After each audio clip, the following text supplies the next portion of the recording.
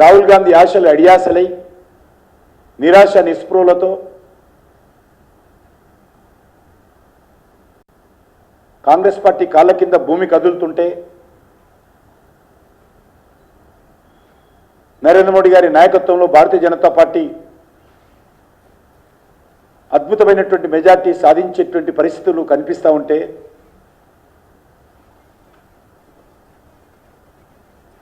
తట్టుకోలేకపోతున్నటువంటి Congress party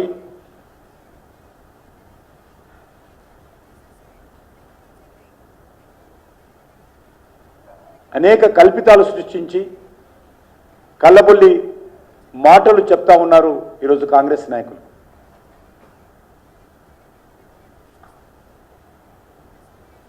కేంద్రంలో ఈరోజు నరేంద్ర మోడీ గారి నాయకత్వంలో స్వాతంత్రం వచ్చిన తర్వాత మొదటిసారి 27 మంది బీసీ సామాజిక వర్గానికి చెందినటువంటి మంత్రులు కేంద్ర ప్రభుత్వంలో పనిచేస్తూ ఉన్నారు.